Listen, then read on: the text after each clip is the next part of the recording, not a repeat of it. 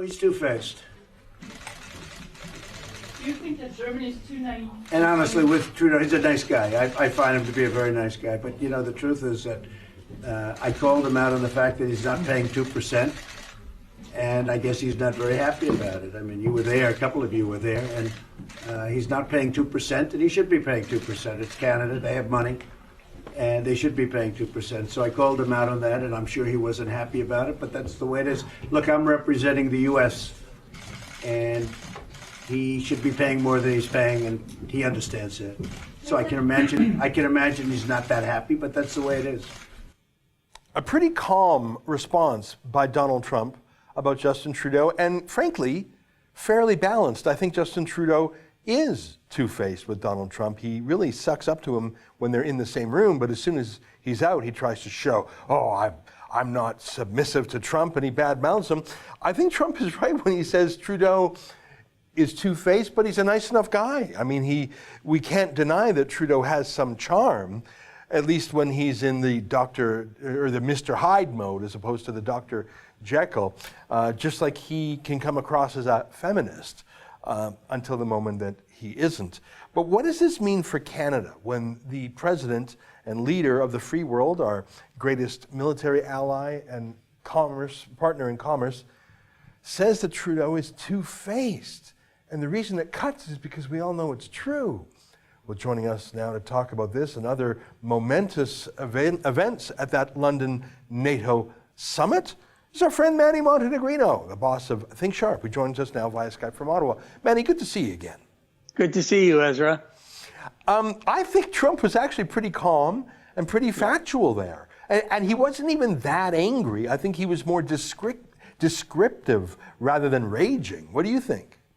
Absolutely right. I think he's kind of used to seeing people talk to him one way and another when he's not around. So I think he's acclimatized to that. And certainly he's dealing with that. I think it's very disturbing for Canadians that this has happened short into the second mandate of the Prime Minister Trudeau, and obviously it brings deep concern if we look at the totality of what's involved in this, once again, a huge diplomatic mistake. Let me just catch up our viewers on what led up to the two-faced comment. I just want to play you quickly two other clips, and Manny, you know these very well, and I think our viewers do too, but let's show them anyways. Here's Trump asking Trudeau a question that even I knew the answer to, because I've been following Trump on NATO for a while. All he cares about is getting other countries up to 2% spending of GDP. Take a look at this, where Trump grills Trudeau, and Trudeau doesn't even know the answer. Take a look. Mr. President, Canada does not meet the 2% standard. Should it have a plan to meet the 2% standard? Well, we'll put them on a payment plan, you know? We'll put Canada on a payment plan, right? I'm sure the Prime Minister would love that. What are you at? What is your number? The number we talk about is 70% increase over these past years, including, and for the coming years, including significant investments in our fighter jets, significant investments in our naval fleets. We are increasing significantly our defense spending from previous governments that cut it. Okay. Where are you now in terms of your number? We're at 135? 1.3. 1.4. And continuing to move They're forward. getting there. They know it's important to do that. And their economy is doing well. They'll get there quickly, I think. It's to their benefit. And really. the President knows well as well that Canada has been there for every NATO deployment. We have consistently stepped up, sent our troops into harm's way. We're leading in Iraq. We're leading in NATO, in Latvia. We continue to step up like most of our allies. There are some countries that, even though they might reach the 2%, don't step up nearly as much. And I think it's important to look at what is actually being done. And the United States and all NATO allies know that Canada is a solid, reliable partner that will continue to defend NATO and defend our interests. And we do have tremendous coordination with radar, with all of the different things that, technologically, we have tremendous coordination between Canada and the United States. So even there, Trump's not being angry. No. By the way, Trudeau was lying. It's 1.27%, not 1.4%. Even the CBC caught that fib. Manny, can I just show Well, one? Sorry, go ahead on this one. Yeah, well, what's disturbing about that, and you said it, Ezra, for 3 years, the president has been focused pretty much only on the 2% and everyone's commitment. And why is America putting in 4%, an extra $300 or $400 billion a year that they pay and others don't? It's alarming if you look at that clip very carefully. Not only did the prime minister not know, but neither did the chief of defense staff, and neither did the defense minister. There were 3 or 4 people that he looked to, and they all give 3 different answers. I think I heard 1.4, 1.3, 1.2. So, in a meeting that basically there's one issue, and neither one of the 3 top people knew the answer, was very alarming. Yeah. We were all, maybe we have all memories from when we were school kids and weren't quite prepared and we're a little embarrassed, and the teacher asked us, "Where's your homework?" And we tried to obfuscate, and then they come back, "Well, where's your homework?" And then we get out of that tight spot and you're with the other kids who were shushed by the teacher. That's how this next clip feels, where Trudeau, Boris Johnson, Macron of France, and I think there was the Dutch president and Dutch prime minister, and I think Princess Anne. Here, take a look at this, where the school kids are now acting out because the teacher's not there.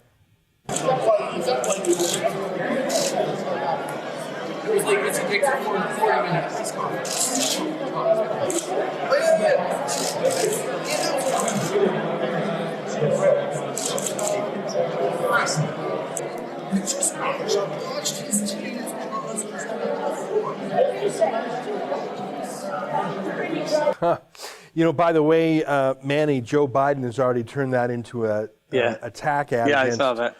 Trump. What do you make of that? I mean, we all blow off steam, but he did that in a room with the media and cameras rolling, and he had to have known it would be caught on tape, or at least lip read.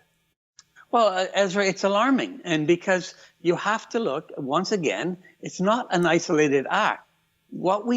Canada is in a very precarious place with China. We have 2 Michaels in jail. They've been in jail in China for over a year.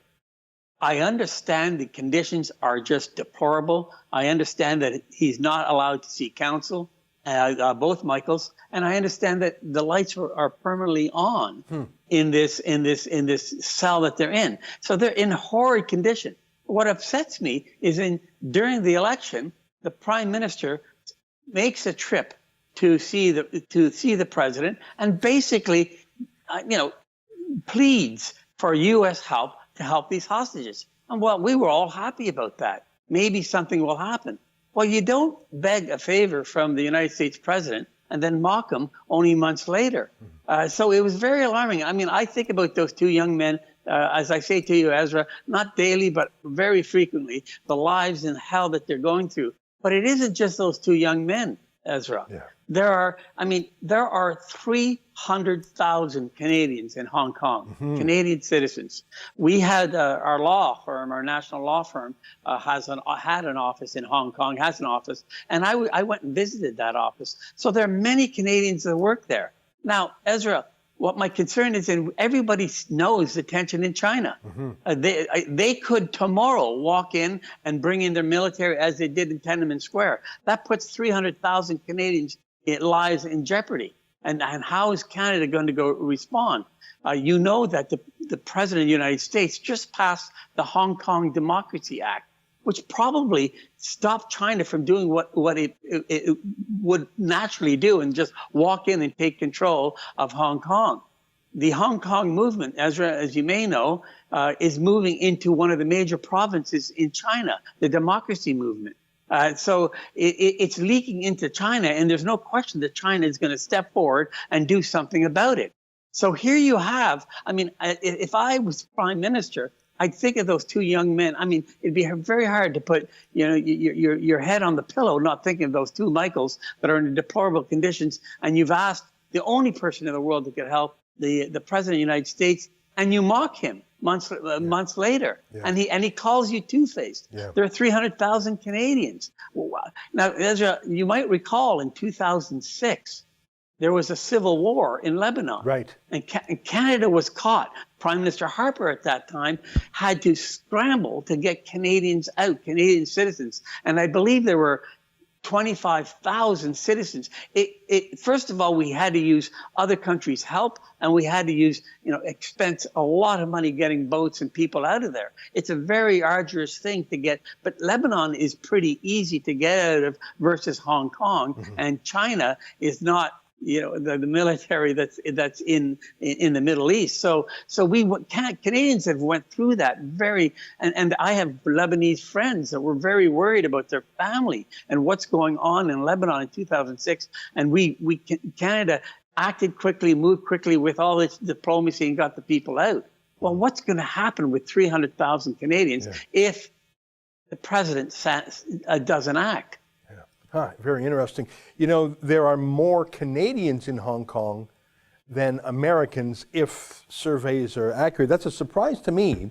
Right. But I guess it goes to the British heritage of Hong Kong. But here's the thing, they were flying those American flags on the street because they know, despite the Canadian connection through the Commonwealth, it was Donald Trump and, to give them credit, Democrats in the U.S. Congress as well, who passed that bill.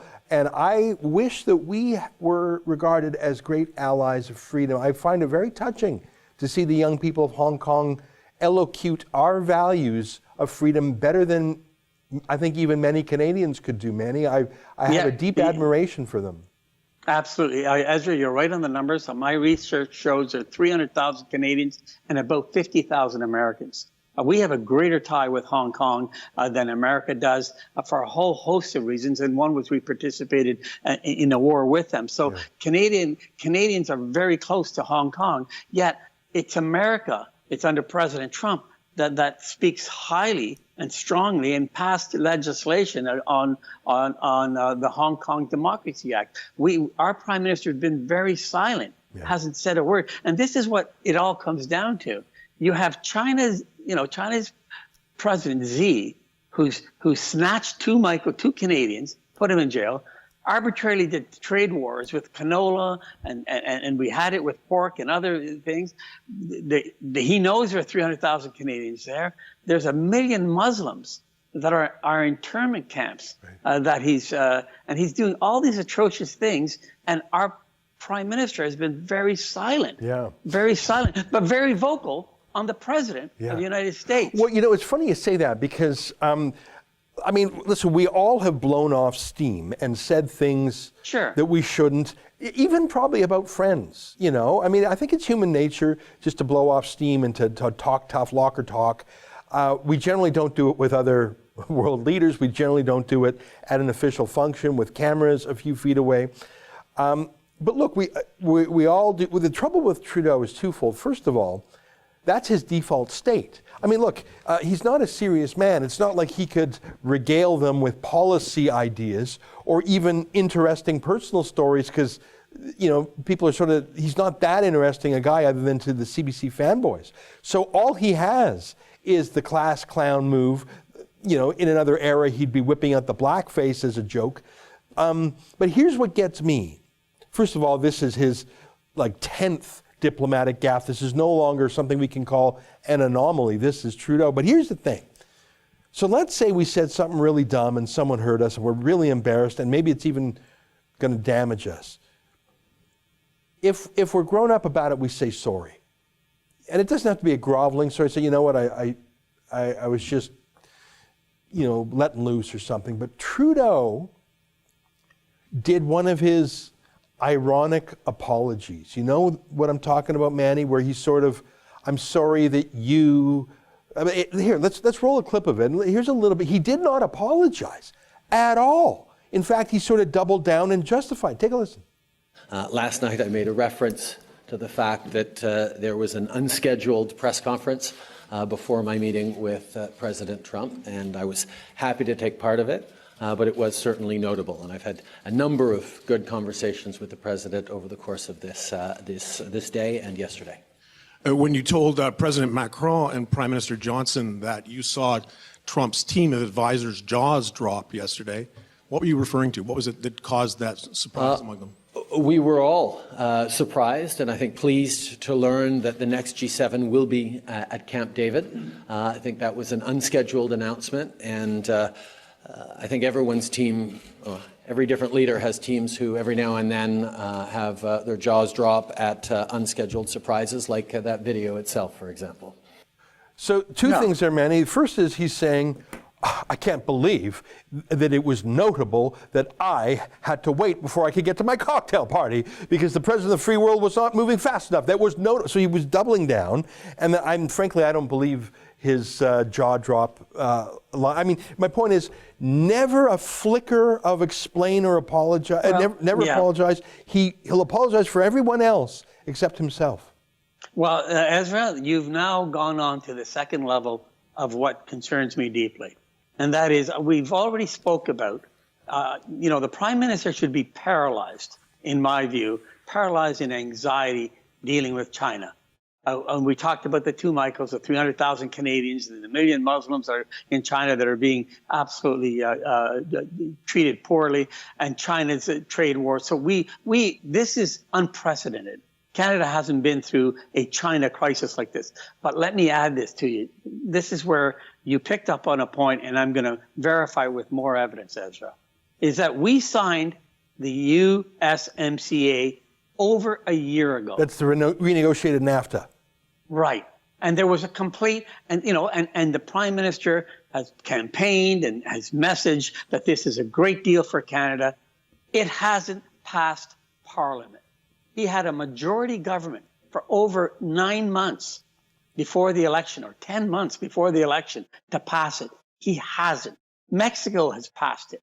So Ezra, that's an important part of, allegedly, to Canada, because we sent our negotiators and we got this new modern trade deal that hundreds of thousands, millions of jobs are at stake, but we haven't passed Parliament. Not one media has asked him directly, why is that the case if it's really such a good deal? That's crazy. Now, Ezra, this is why, in my humble estimation, is that that the Democrats are holding it up in Congress. This is a key win for the president, and they're holding it up. And Trudeau, the Prime Minister, in my opinion, is doing the bidding for the Democratic Party, not the Canadians. I think you're right. You're exactly right. If it's such a good deal as he crowed about, and by the way, I don't think we got such a good deal, but at least we got a deal, why hasn't he passed it? He had a majority, and he's not making it a priority now. These are very good points, Manny. Boy. Well, this is what I do. I mean, I try to build the case. I try to look at the totality of it. So here you're standing next to the President of the United States, and you need him deeply on, if we have major, you do a two-faced comment. You ridicule him amongst your friends. And there are Canadians, hundreds of thousands of Canadians in Hong Kong, 2 young men at stake. Our whole NAFTA agreement, that Trump's default on NAFTA is not a good one. And we don't know where it's going to go. And great uncertainty. We have a chance to tie it all down. Great certainty for our NAFTA, our new NAFTA, USMCA. Put that through Parliament. If that goes through Parliament, that puts pressure on the Democrats, because now Mexico and Canada signed it. So the Prime Minister doesn't want to put pressure on the Democrats, who are the majority in Congress, and he puts Canadian businesses, all of it, at great uncertainty. Yeah. He puts Canadian lives at uncertainty, and it's a political move, in my opinion. So that's the only way. I mean, someone has to explain to me, no one's asked the question, but why, Prime Minister, have you not passed NAFTA or USMCA in a year that you had the chance? Yeah. And you keep telling everyone it's a great deal and it's going to bring stability. And you've got, if you want to say, you've got a president that seems to go any direction. Tie him down. Yeah. Save these jobs for Canada. Yeah. Manny, let me close by playing some footage of Trudeau at previous G20 and G7 meetings. This was earlier when no one even recognized him. I mean, he's a celebrity in Canada, but that's a pretty small pond in the world. And when you're talking about serious leaders, I mean, I disagree with many world leaders like Macron and Merkel, but though they are serious people. And to see Trudeau wandering around, no one even recognizes him.